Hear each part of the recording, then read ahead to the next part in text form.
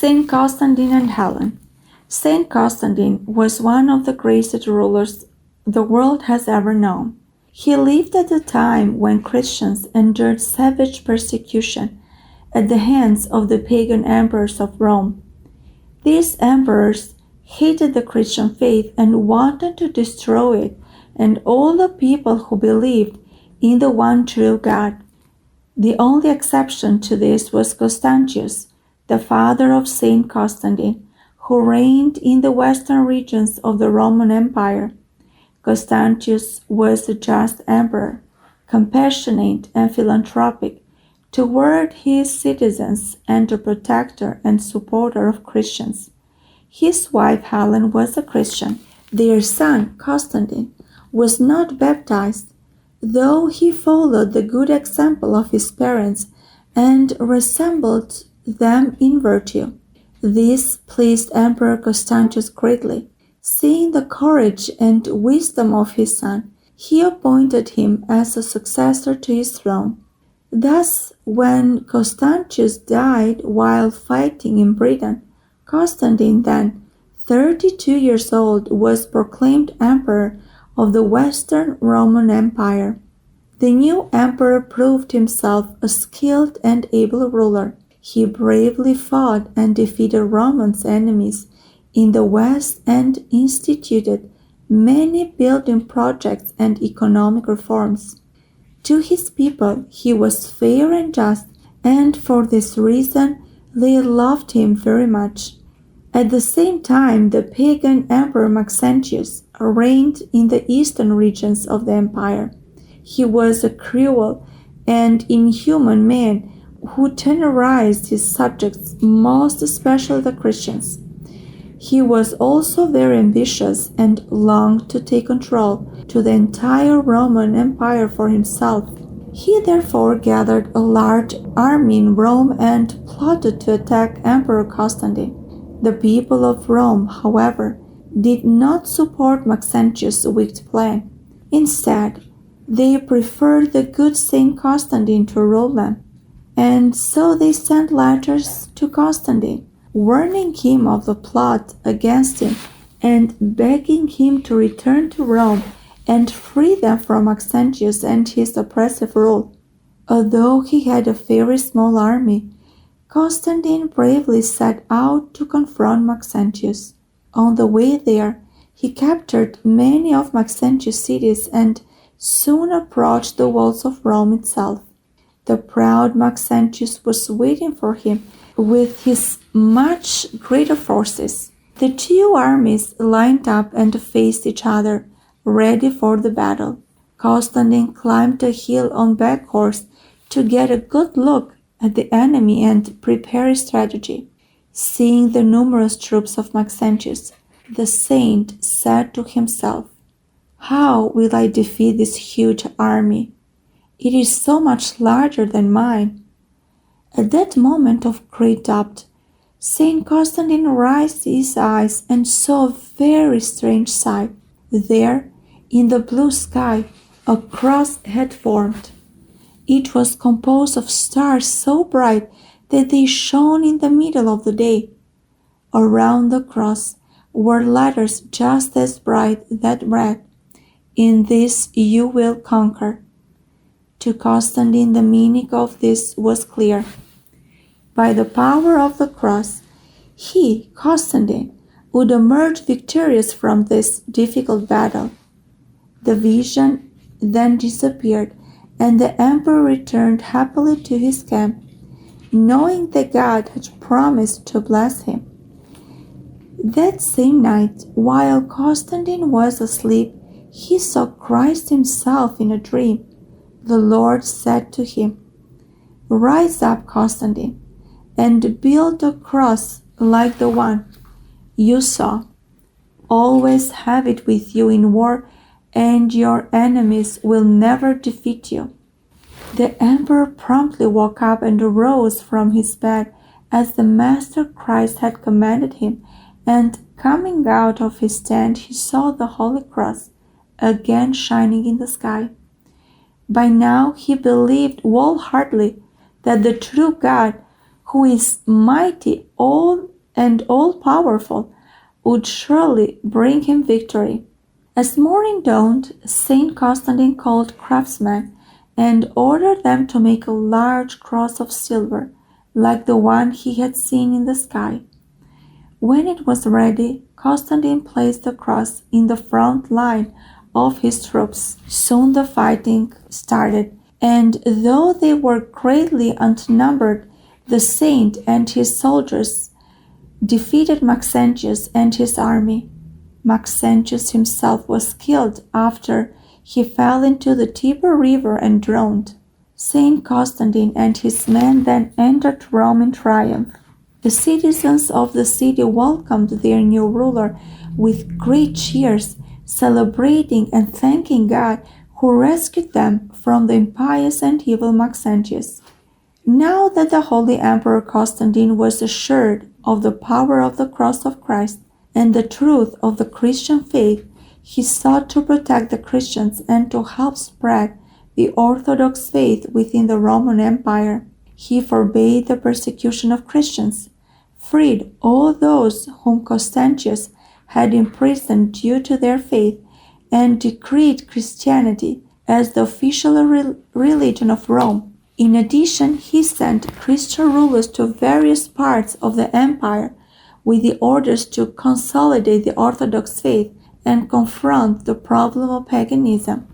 With the success of these measures, Saint Constantine determined to build a Christian city that matched the grandeur of Rome and dedicated to the most holy Theotokos.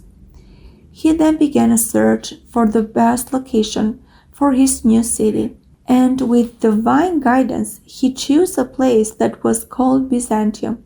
Moreover, God sent an angel to instruct the saint in how big to make the city. In the end, the new city became so great and brilliant that there was nothing to match it in all the world. The emperor built many churches there in honor of Christ, the Panagia, and the saints. He declared the city to be the queen and mistress of all the cities, naming it Constantinople after himself, and New Rome because it assumed the position that had until then been occupied by the old capital of the Roman Empire. Sometimes later, Saint Constantine wished to adorn the new capital of Rome with the Holy Cross of Christ. For this reason, he sent his mother, the Empress Helen, together with a multitude of craftsmen, to Jerusalem to try and find the Holy Cross, whose exact location has been lost over the centuries. Some even said that the Jews had hidden the Holy Cross deep within the earth out of envy, so that Christians could not venerate it. Constantine also gave Saint Helen unlimited funds for her to build the Church of the Nativity on the site of the cave where the Christ was born. She then tried to gather information about the location of the cross of Christ, but in vain. No one knew of its whereabouts. After much searching and many difficulties, Saint Helen finally learned of a Jew named Judas, who knew the place where the Holy Cross could be found. Yet, because Judas had hatred towards Christians, he refused to divulgate the location of the cross. The blessed Helen ordered that Judas be imprisoned in a dirty pit until he revealed the truth. After a few days passed, Judas led them to the site of the crucifixion, but he did not know precisely where the cross was buried. The saint prayed fervently to God for his help, and God immediately answered her prayer. A strong earthquake shook the ground, and a wonderful fragrance emerged from where the Holy Cross was buried. All the men present took shovels and, after digging deep into the ground, found 3 crosses, Christ's and those of the 2 robbers who were crucified alongside him. There was just one problem. No one could tell which was the cross of Christ, because all 3 looked alike. Just then, by divine providence, a funeral procession passed through the place. Saint Helen ordered that the procession be stopped. She then asked that one of the 3 crosses be placed on the dead man. This was done, but nothing happened. They did the same with the 2nd cross, and again nothing happened. Finally, they placed the 3rd cross on the dead man, and instantly he arose and stood before the astonished eyes of Saint Helen and her entourage. God allowed his miracles to happen so everyone would understand the great power of the cross. After this, Helen called Judas, who, seeing the miracle, had asked to be baptized and was given the name Kyriakos, and assigned him to find the precious nails that had been used to affix Christ to the cross. Kyriakos prayed fervently to God, and immediately the place where the nails were buried was lit up. Kyriakos recovered the nails and handed them over to the Empress Helen. Regarding the Holy Cross, the saint determined that they ought to cut the sacred wood from top to bottom into pieces, so as to form 2 crosses from it. She left one in Jerusalem and took the other with her back to Constantinople, together with the precious nails. There she handed everything over to the Patriarchal Church for the faithful to venerate and be sanctified by. The first to worship the holy relics was her son Constantine. Shortly afterward, Saint Helen left this vain world and went to meet Christ in his eternal kingdom. Her body was buried in the Church of the Holy Apostles in Constantinople. Saint Constantine continued to rule the empire and his people with wisdom and justice, specially protecting Christians and the Church. Thus, when the heretical priest Arius began to teach that Christ was not true God, but rather a creation of God, the emperor summoned all the bishops from across the world to a meeting that we know now as the First Ecumenical Synod. There the heresy of Arius has been discussed, and the bishops voted to anathematize him and affirm the true Orthodox faith. Years passed, and one day the emperor Saint Constantine fell seriously ill. He called the bishops of the church of his place and said to them, "Reverend fathers, you know how much I love Christ and the church. However, I would now like to enjoy the blessing of the holy baptism for myself.